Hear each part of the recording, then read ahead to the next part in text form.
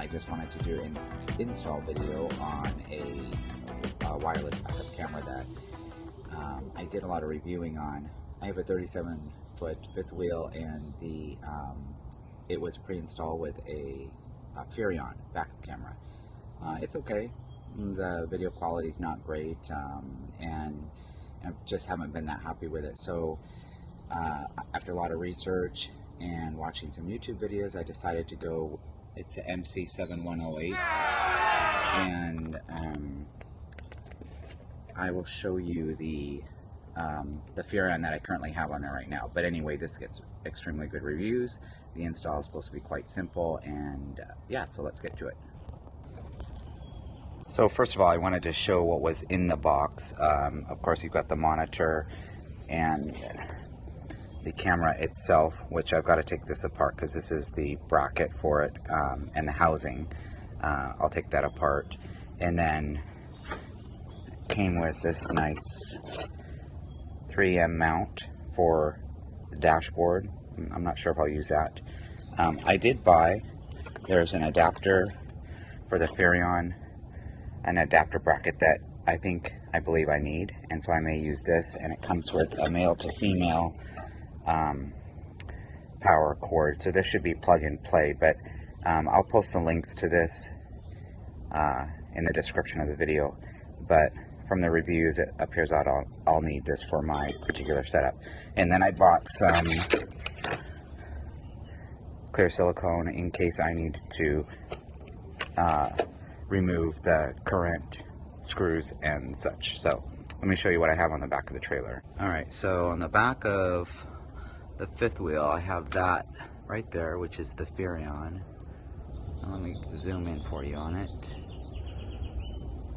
So there's housing, that kind of umbrella type cover that I'm hoping I can keep on because it actually houses the wires. But let me get up there and take it apart, and we'll see what it looks like under there.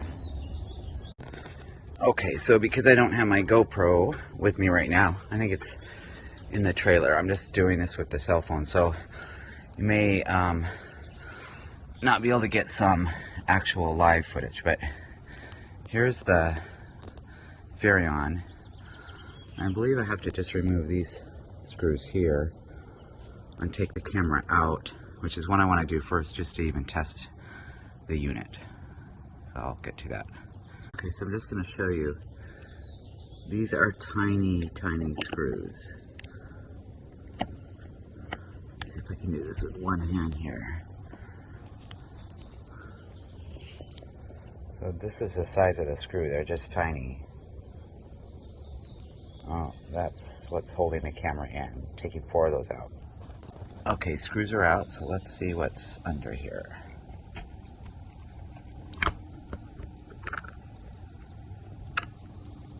Okay, yep, that's the plug and play I was hoping for. So I'm going to plug that. I'm going to see if my bracket will fit on there, because see, up inside there, that houses all the wires, and I don't want to expose the wires. I also don't really want to take this off. If I do, I'll have to reseal it, not use this, and maybe just use the gasket.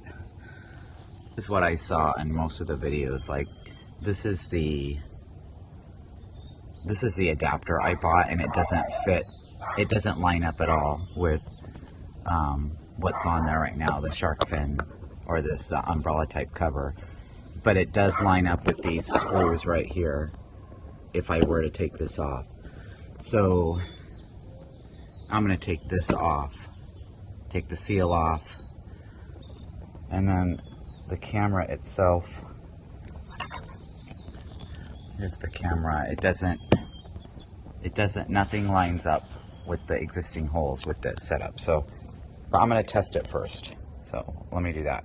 So here's what the Furion that I currently have in here. I'm not sure what size screen this is, maybe 5-inch. And I'm not sure how old it is. This is a 2019, so it's at least that old. It was installed when new, so I'm imagining it's a 2019. I just don't know what model it is. But I can't show you the image quality on it right now because, of course, I disconnected the other camera. So let me get the truck back around and plug the new one in. Okay, there's two antennas here, and there's the power cord for the monitor, and you're going to push this button to turn it on.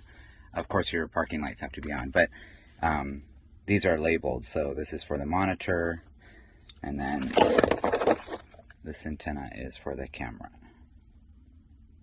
which I forgot to put on, so I'm going to go put that on and put this other one on the monitor. So I'm going to have to remove this housing and take off these 4 screws. There's 4 of them. So I'll get to that. I can't hold the phone and do that at the same time. This is what it looks like when I took it off.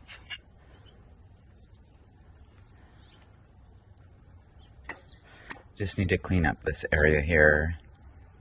And then I'm going to tuck all the wires back into here and keep this on, because this will mount right into those holes that are already drilled, so I don't need to drill new holes. Probably do it like feed it through there and do it on that. So I'll keep this right here. I use some crud cutter, and I'm going to use some glass cleaner just to follow up with, because I want to make sure the silicone seals properly. So that all cleaned. I wiped the back of this down. So I have a lot of wire running from this that I think I'm going to cut a little slit in this so I can feed everything through this, which then this will be mounted up against here. And then I'm going to try to push all the wires back up in there so I don't have any wires showing. So let's see. Let me make a slit in this first. I'm also going to put black electrical tape around this piece right here, just because I'm going to feed it back into the trailer, and this is the connection. I don't want it to come apart and then not be able to pull it back out. So I made a slit in this, and I fed everything through there. So I should hopefully be able to tuck most of the wire inside. So I put silicone all on the underside of this, but not down here, just in case water were to get in there. I would want it to run out. But also I put silicone around those screws. I'm going to put another layer right around the top. And then you want to leave your electrical cord looped like that in case, so when it rains, the water will just run off here and not stay or drip on the cord down into the camera or the trailer.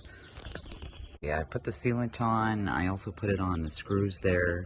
I'm going to let it sit for a couple hours, and then I'll do another round of the sealant. But let's check out the monitor inside now. Okay, so there's the camera. Seems to be working fine.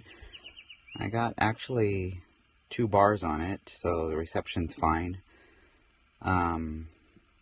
It's pretty much pointed down. That's the top of the ladder right up against the trailer. So for backup purposes, that's pretty good. I may have to adjust it, because I'd like to see some traffic coming up behind me as well. So it looks like that is about maybe 2 feet. The red line here is about 2 feet from, maybe 2.5 feet from the back of the trailer. I could adjust it down more so that I could see the trailer itself, maybe the bumper of the trailer coming out down here for backing up purposes, but I could also just know that that is about 2.5 feet there to the red line. I'll hook up, I'll test it as we drive and see how much of the vehicles I get coming up on me behind here. But the main purpose of this is to just, you know, when I'm traveling by myself, to be able to really see clearly when I'm backing into a spot. So I had to figure out where to mount it here. Let me do that, and then I'll get back to you. So for now, I think I've decided to go here with the backup camera. It's kind of difficult to install on the dash because I have my Garmin right there too. So, you know, I have a pretty good line of sight still. So I'll try it this way and see. I may move the backup camera down into this area. But yeah, very happy with it, and we'll try it out tomorrow. So I have to say the install for the Haloview went easier than expected. Of course, I had the Furion already there, and so it was really plug and play. And again, you're going to need the wire for the plug and play. It's not sold with the Haloview. It's a male to female connection, but you'll need that if you already have the Furion or another camera mounted back there, especially the Furion. It's plug and play, this wire, and then the bracket, a mounting bracket, you'll need that. But I just used the existing holes that were there and the screws. Sorry, I got distracted. And then I used, so I used the existing holes that were there and the screws that were already there from the existing Furion. So I didn't have to drill any new holes, didn't have to do any wiring. If you don't have a camera there, of course, then you're going to have to wire, and you can just do that into one of the running lights up on top. But yeah, the install went nice and clean, and I will post the links for this in the description, and then I'll let you know. I'll do a review as I try it out on my trip here. So until next time, see ya.